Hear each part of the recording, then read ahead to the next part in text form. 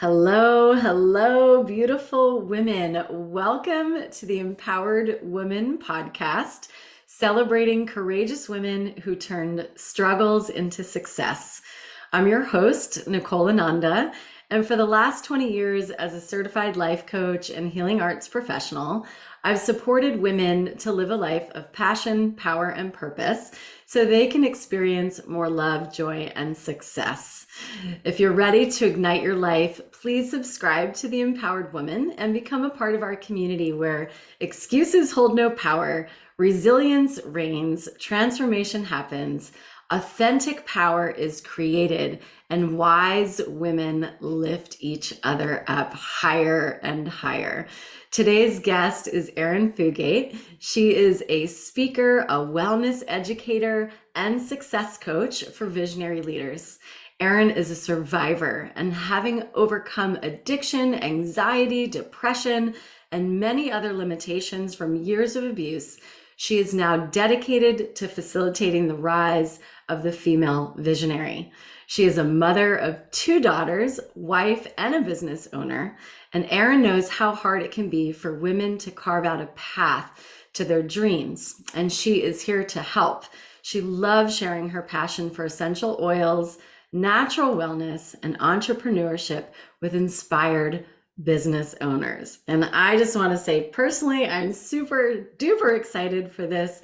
Arin and I have more recently come together, and I just love her energy and her enthusiasm, her wisdom, and just you share so much and so well. And so I'm so grateful to have you here, Arin. Thank you so much for being here.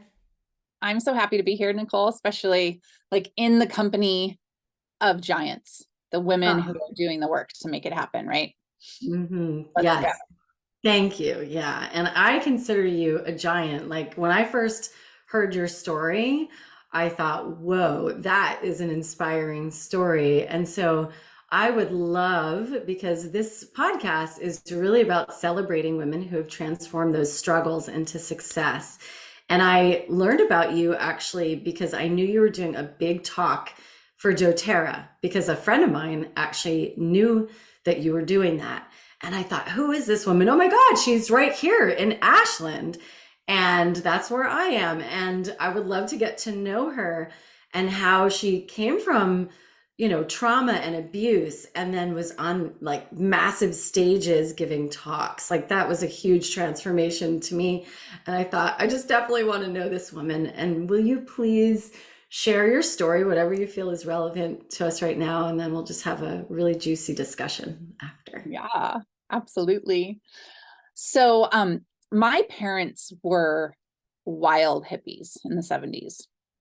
And there's a lot of really cool things about growing up with parents like that. I was unschooled, I traveled, my mom taught me about meditation and psychic powers from a young age. But the dark side of that is both my parents struggled with drug addiction, alcoholism. And while my dad went the route of NA and 12-step and trying to get clean, found Jesus, my mom found the New Age metaphysical movement. And both, like, this is my personal opinion. I really support the 12-step program. I'm in a 12-step program myself, but I do see how religion and spirituality can be a replacement for other addictions. So my parents were working their programs, right? And trying to lift themselves up and out of addiction. And I didn't really see my dad much after that. I was with my mom. She got full custody. And she went on this journey where she started learning about channeling and energy work. And she started talking to aliens. And she got like really into all the stuff that is super fun. I've been known to talk to an alien or two, but she went way down that track. And she ended up getting involved in a spiritual community where at first it was beautiful. It was idyllic. We all moved to a 180-acre ranch in the Pacific Northwest that we were homeschooling the kids. I grew up like walking goats through the mountains and riding horses and swimming in the creek. But it slowly got dark and abusive. And when I was about 16 years old, there wasn't like a big thing that happened. I just started to ask questions and I started to push back. And they didn't like that. So they kicked me out. So at 16 years old, I was kicked out of this very protective community where, again, like homeschooled, wasn't really like, I spent my days meditating.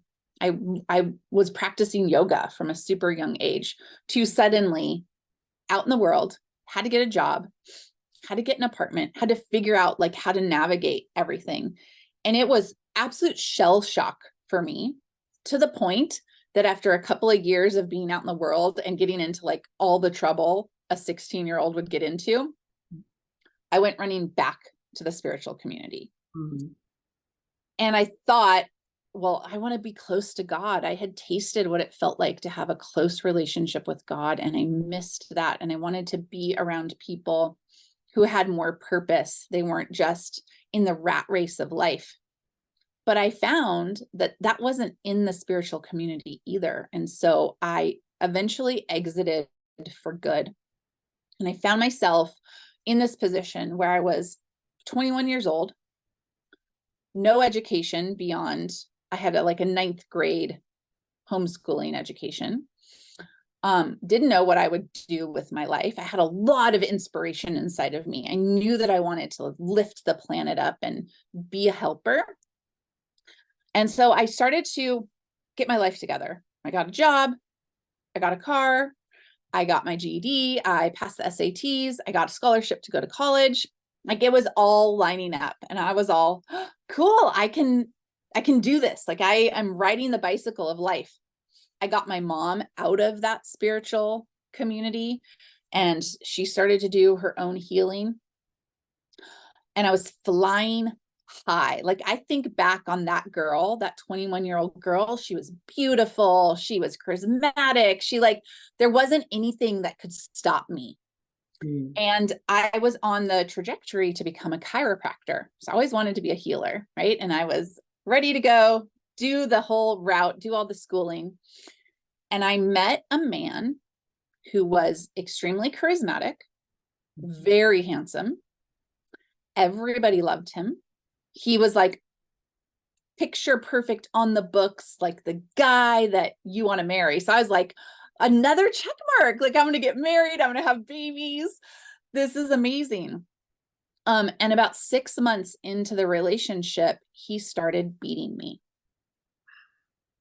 So I was held hostage in our apartment for 3 months, beaten, raped. He controlled what I ate. He controlled what I dressed. He controlled everything. Completely took me from this vibrant, incredible, beautiful woman to a shell of a person.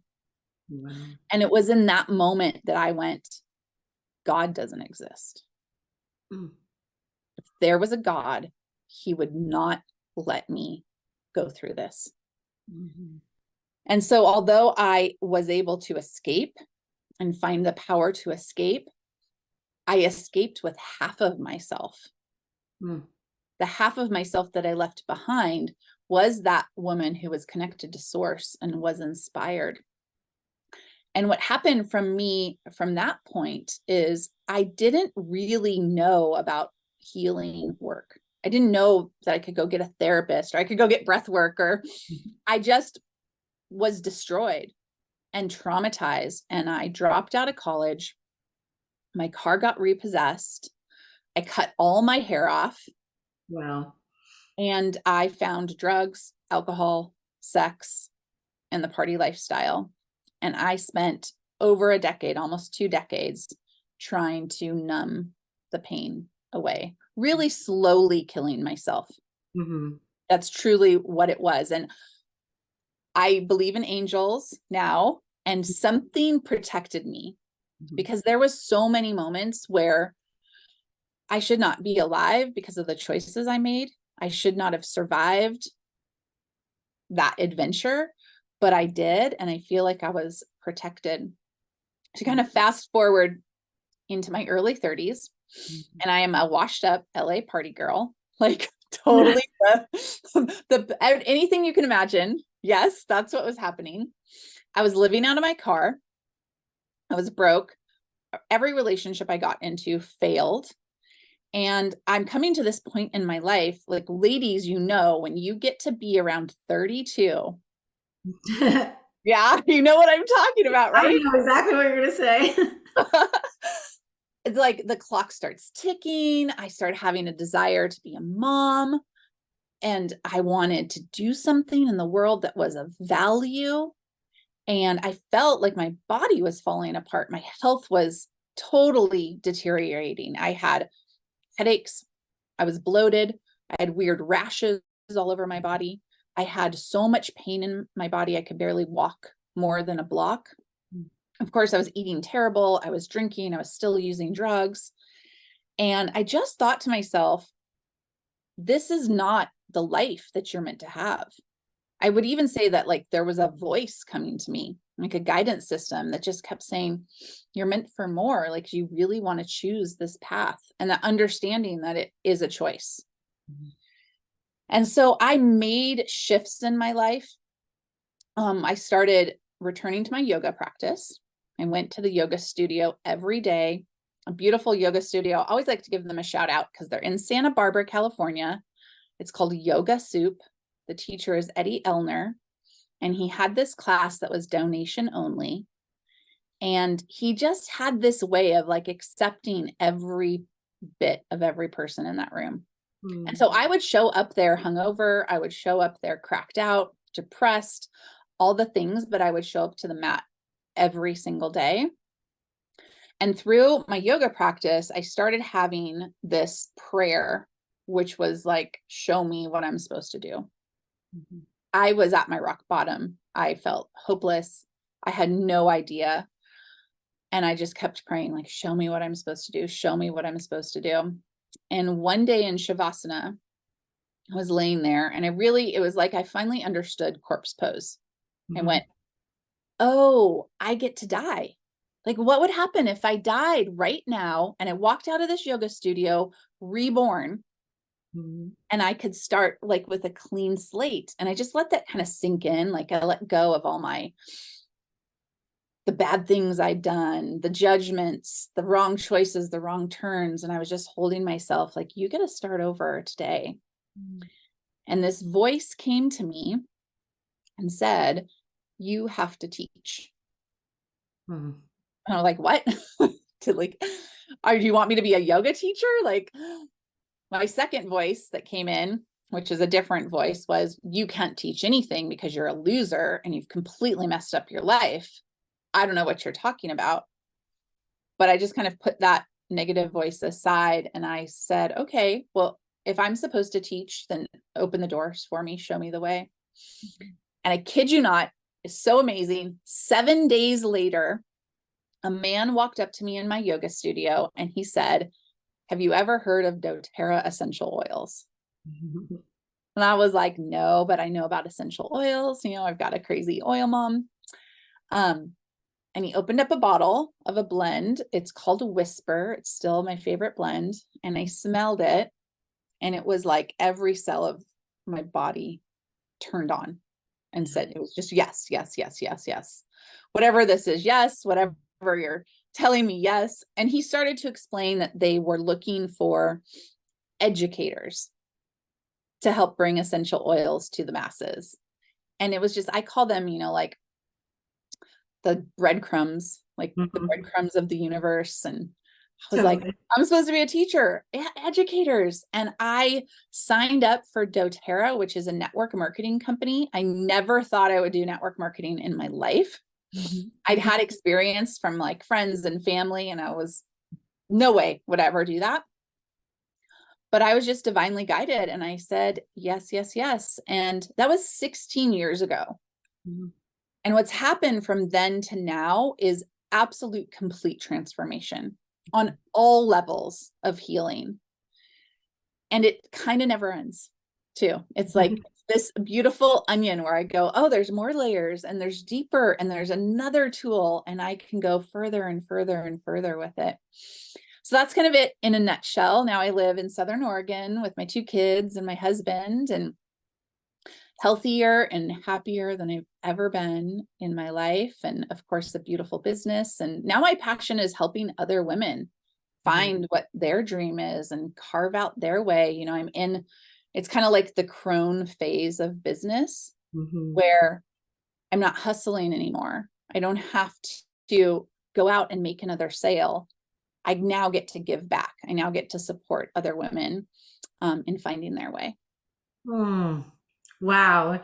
Wow, wow, wow. That was just such an amazing unfoldment. And I was really on the journey with you. I'm like, oh, there's so many ways and places that we could go with this journey. And just the amount of transformation that you've undergone and the way that you've transmuted that and brought that to others and how you want to support women.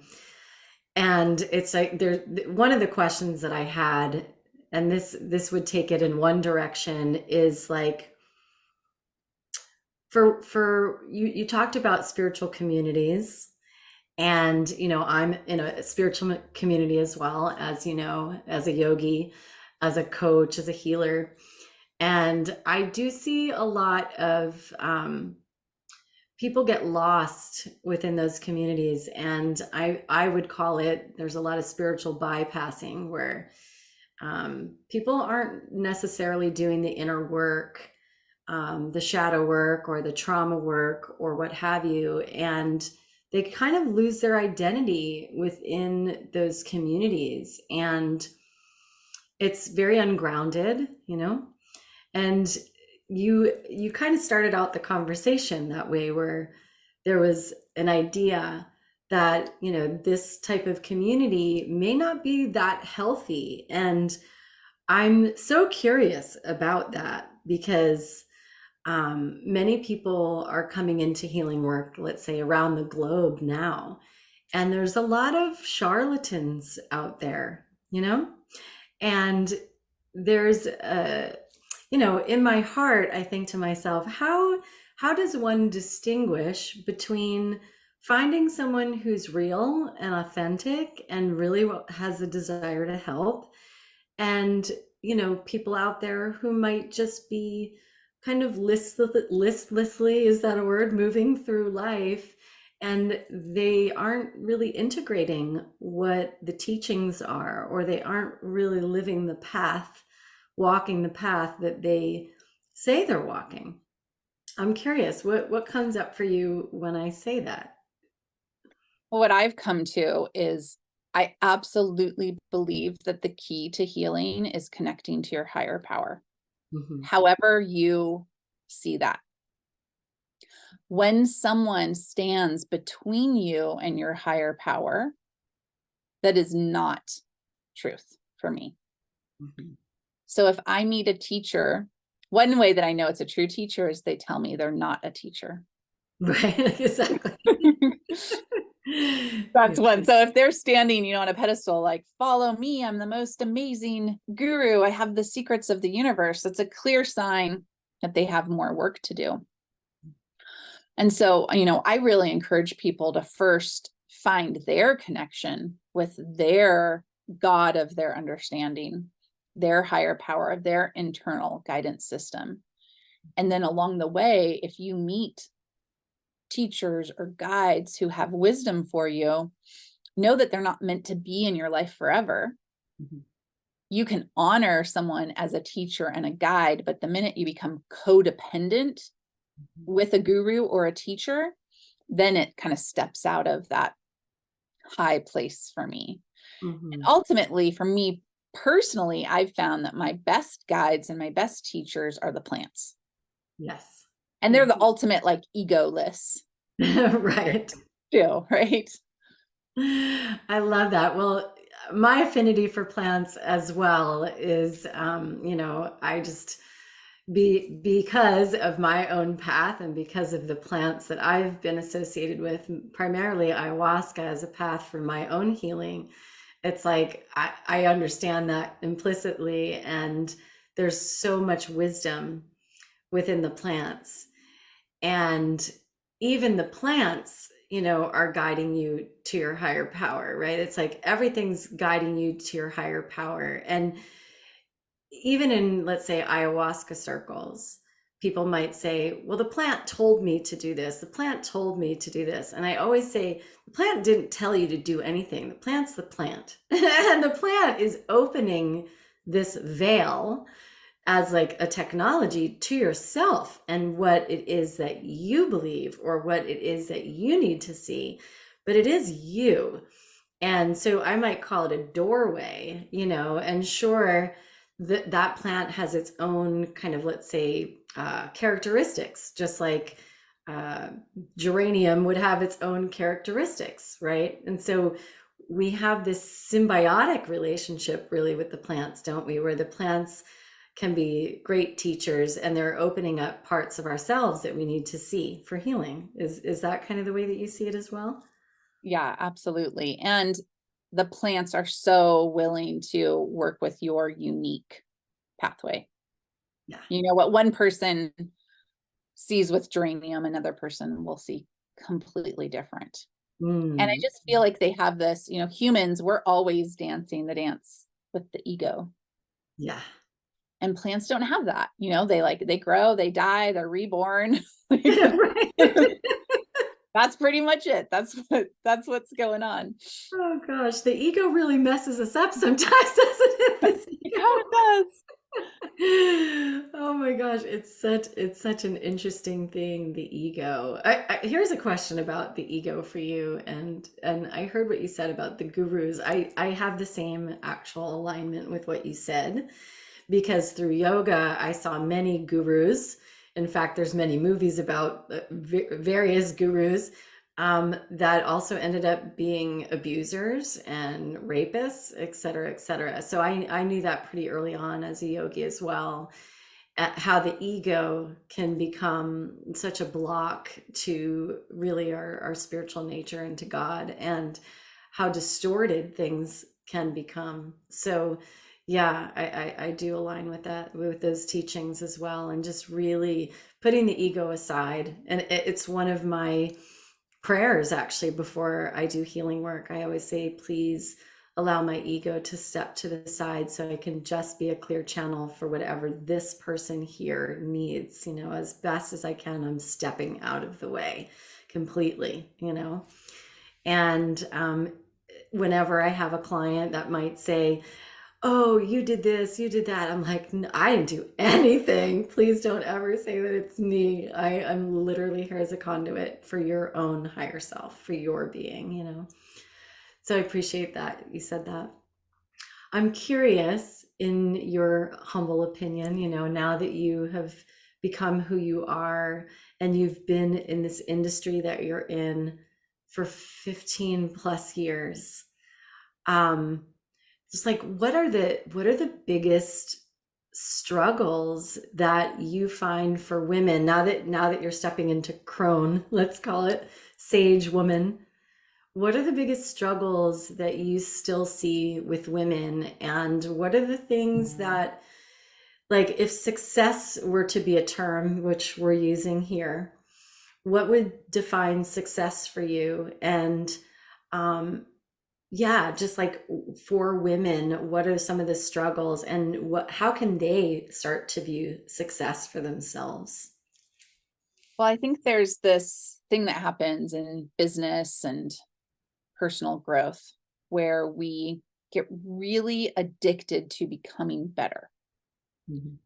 which I'm all about that, right? I love my personal development books. I love my personal development podcasts, but we will often take ourselves as a whole and Uh-huh. say, I need to get better. And we bring that whole being along. And through that process, we lose our magic, Mm. because there's an aspect of ourself, and let's call it our magic, that doesn't need to change at all. It simply just needs to get brighter and be turned on more. So I would encourage women to understand right now, before any courses, before you hire any coaches, before you read any books, to understand that you are full of magic and you are perfect and you have some, like each of us has something special inside, a light. You can imagine it as a light, and you need to turn it on brighter. Now, as you do that personal development, as long as you hold your magic as like sacred and doesn't need to be changed, all the personal development will just make your magic brighter and brighter and brighter. But if you think that there's like everything about you needs to get better and change, then you lose your spark, you lose your ism. And so I just wish that more women understood that they don't need to change anything. They don't need to become like compare themselves to this person on Instagram or that person on Facebook, or like, oh, if only they wore those clothes or they drove that car, they would be better. Like they're perfect. You're perfect just the way that you are. You can fine tune skills. You can become a better speaker. You can become a better salesperson. You can become more organized, but skills are not who you are. Skills are not your divine essence. I love that so much. And I love that you brought it to the word essence. Essence is such an incredible word, and it also is so like part of your work, right? With the plants, because they all have that essence, that whether it's the smell or it's just like there's just characteristics that define that. And the ism, I love that you said the ism too. And I have my clients, my coaching clients, do that work where they are asked to define their essence. And oftentimes they're like, I don't even know what that is. What do you mean, my essence? And I'll give them a list of words, maybe it's joy for you, or ferocity, or radiance, or energy, or what have you. And I start to list off different words, things that I see kind of in them. And then I have them go through an exercise to really plump it up and make it juicier, and feel into it, like feel the things that they think is their essence, or they believe to be their essence. And it's an amazing opportunity, because it is true that we get lost often in the world, whether it's corporations or this or that or relationships. And we start to sometimes people please or become a chameleon or do all these things to distort ourselves, and we forget who we are. And so that essence word is so powerful. It's like our authenticity. And oftentimes it's the thing that you got in trouble for as a little girl. Ooh, I love that. Like think back when somebody told you were too much, or you were too loud, or whatever you're too. And you Ooh. started to go like, oh, I got to tone it down. Me personally, I would dress wild. I would put on performances. I was like, what did they call me? Too precocious, too like outgoing. And so of course, over time, I was like, okay, don't dress that crazy, tone it down, be less, be less, be less, be less, so that you can be palatable to everyone around you. And it's like, oh, what if we actually went back in time and told that little girl, be more of that? Oh, I absolutely love that. Oh, what was your thing? What were you I told? know, I was thinking about that. And I used to do a lot of performances too. I loved dancing, and I was a gymnast. So anytime we had, my parents were both working parents, so they weren't home a lot. So I remember doing these big performances for any babysitter or nanny or whoever we had. And they were like, wow, she's so big. And my parents didn't know that part of me. And I remember thinking that they didn't know me. Isn't that funny as you say that? And I kind of hid that part of myself. And when you brought up that story, I thought, oh, this is really interesting. When my dad died, right before when he was dying, I went to his bedside and I sang him a song. And I had never sang in front of my parents, like since I was like maybe a little kid. And I love singing. And it's like my hidden creative outlet that I keep trying to push myself to do more of, because I love it, but I didn't share it. And so I sang him a song on his deathbed. And I remember being so proud of myself for doing that, because I had never done it with him. And so, yeah, singing, it was performance and singing and all of that too, which is why I probably love things like this, like podcasts, where we get to be like, out and extroverted and with other people and have a little bit of that kind of performance kind of fill, that creative fill, Yeah. Wow, that's so interesting. So for you, what would success be? Would that be being your authentic self, or how would you define that for yourself? That is what it is for me. It's waking up and feeling seen for who I truly am, not feeling the need to put on a mask or pretend. It's that feeling of safety and peace. It's peace, and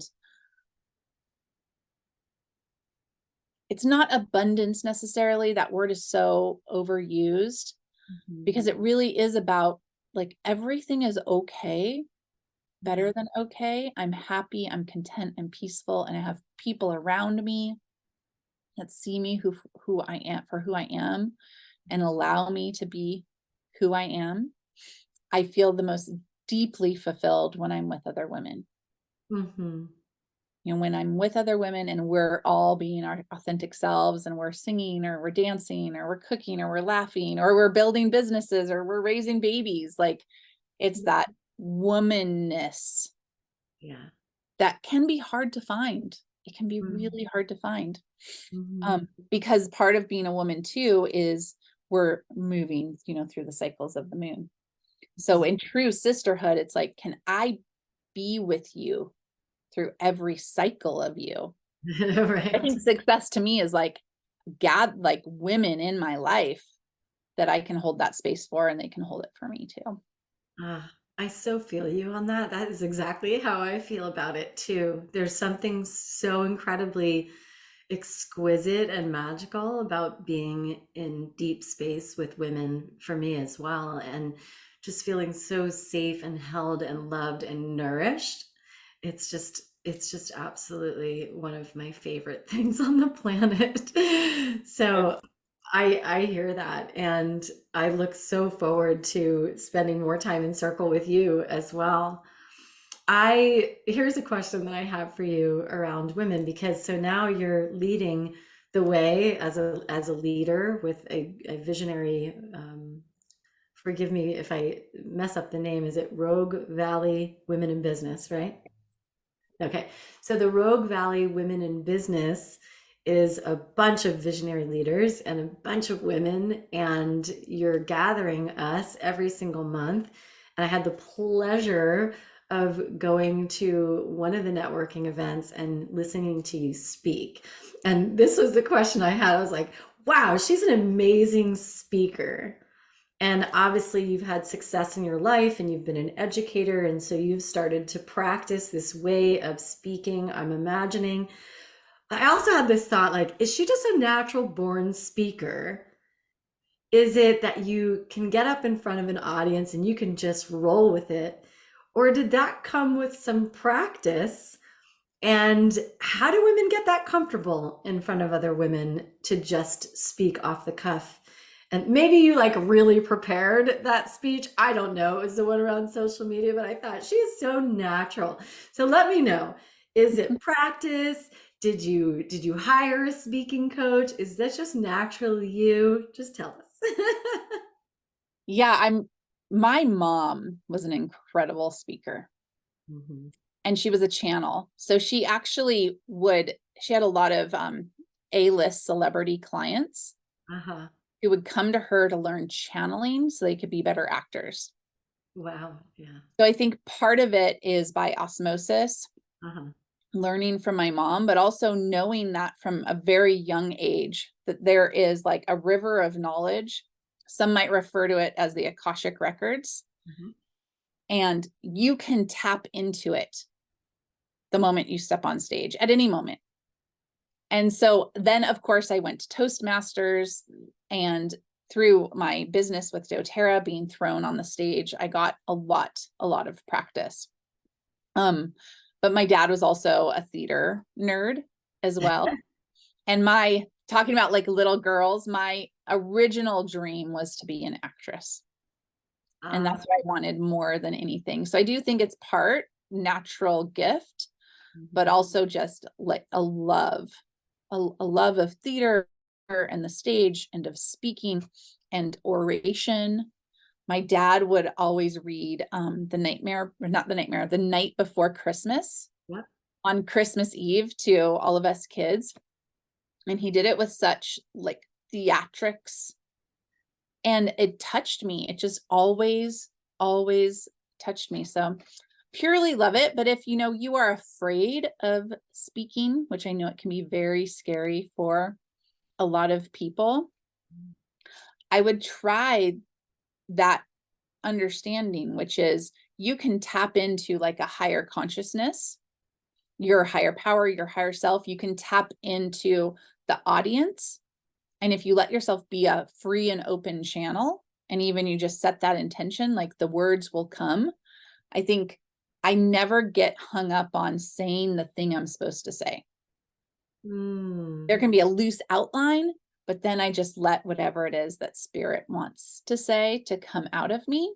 And of course, if you take improv classes, which are really fun, you'll get even better at that skill. Oh my God. I actually took improv classes in San Francisco, the Bay Area theater sports. It was Fun. probably one of the most fun, entertaining things I've ever done. And it was I remember being so scared. Like, I'm not going to be funny enough. It's not going to come out right, blah, blah, blah.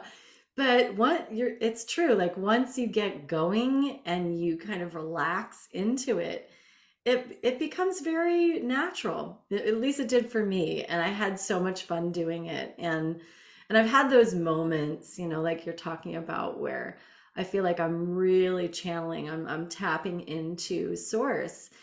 A lot of it is feeling, I guess, relaxed in your body, that right? Like really feeling relaxed in your body and knowing that whatever is going to come out is exactly what needs to come out in that moment. But the minute the ego comes in, whew, you know, even like with mantras, I think that was one of my biggest tools, where I learned that if my mind and ego comes in, if I have a thought like, oh, you're not going to be able to sing that mantra correctly, then you mess it up immediately. So in order to get the chants going, you can't think of anything else. You just have to get into the cadence and the rhythm of the mantra and just go with it. And it's like riding a wave in the ocean. It's just Something like, I don't do is I never listen to myself back.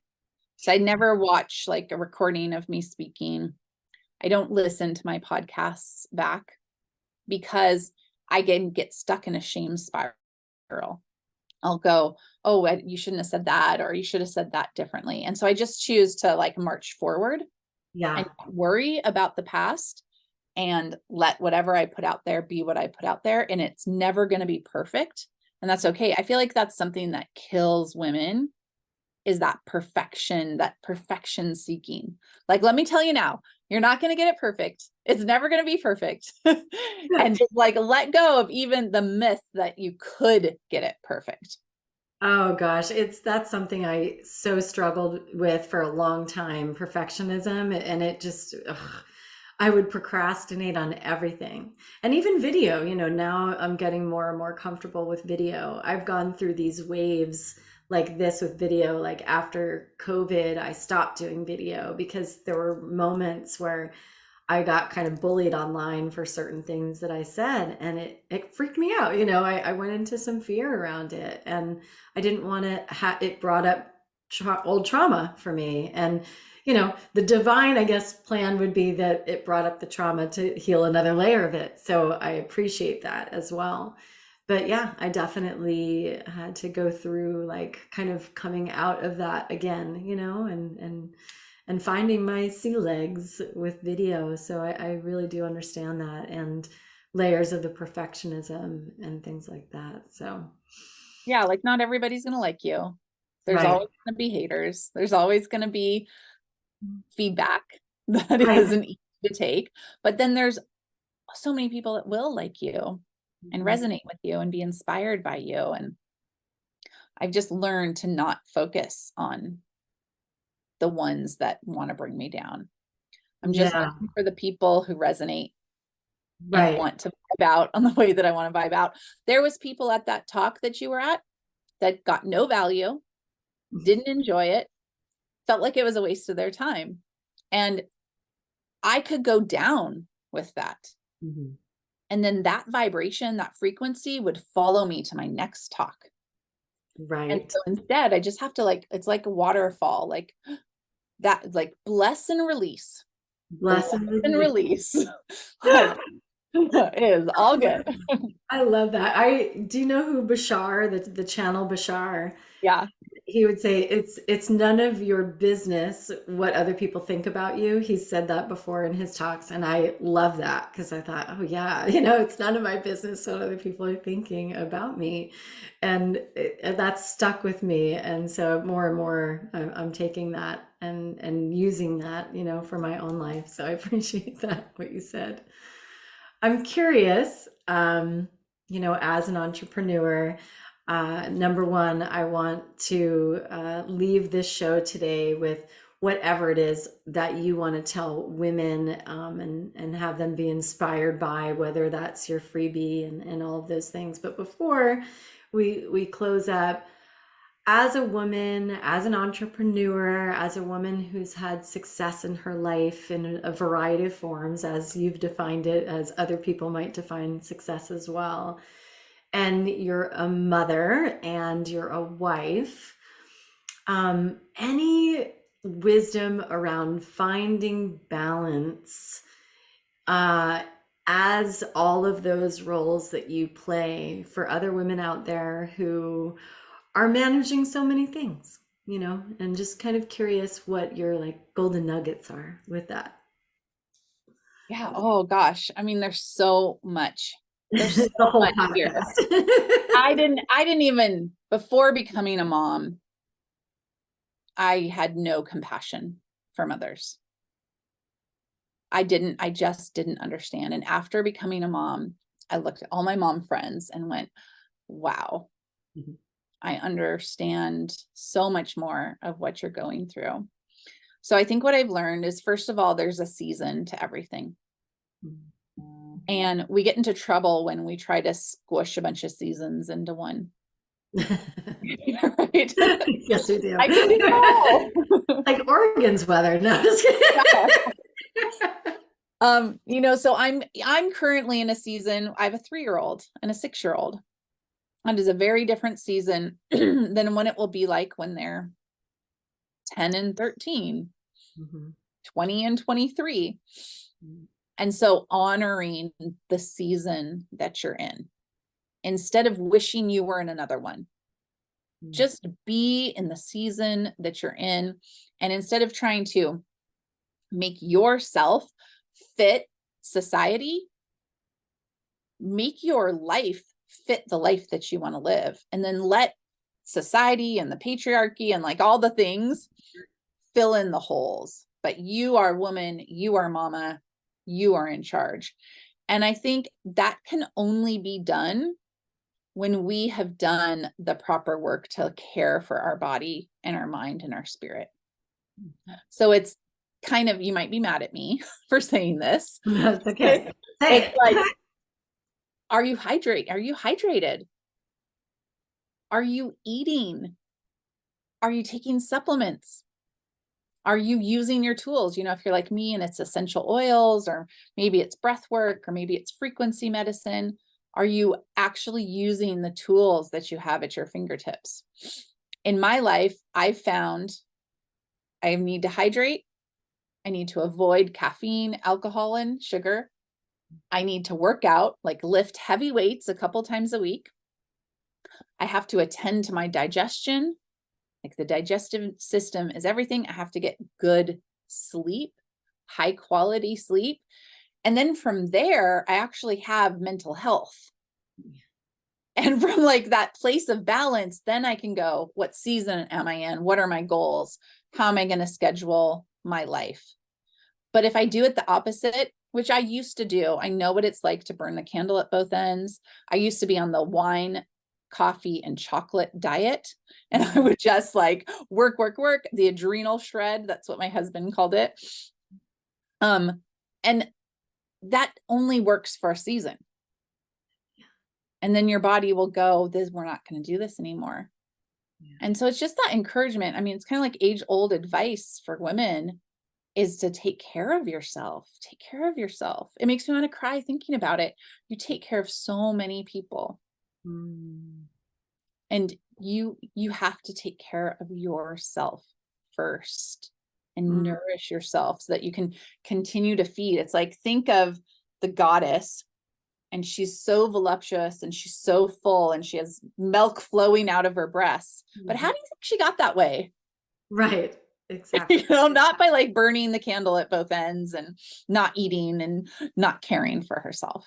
Oh my God, it's so true. It's everything. It's the foundation.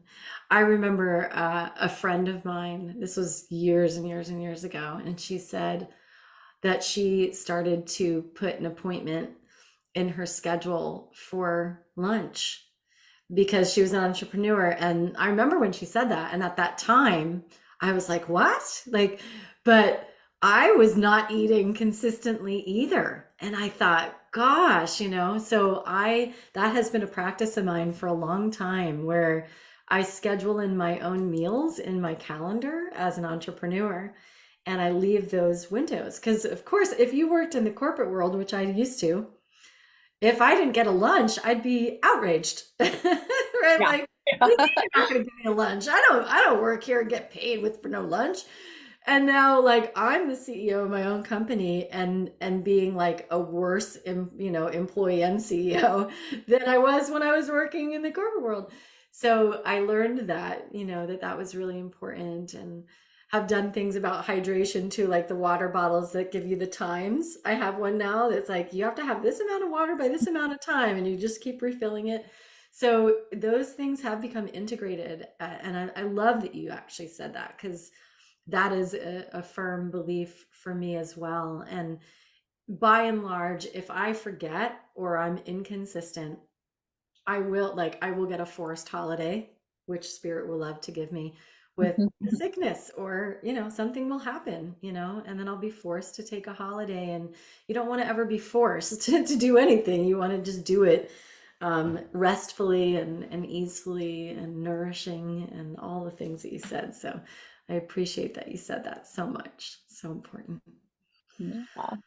Awesome. So before we wrap up here, I know that you have some things, obviously, that you're doing in your life that you'd like to share with us. So let us know.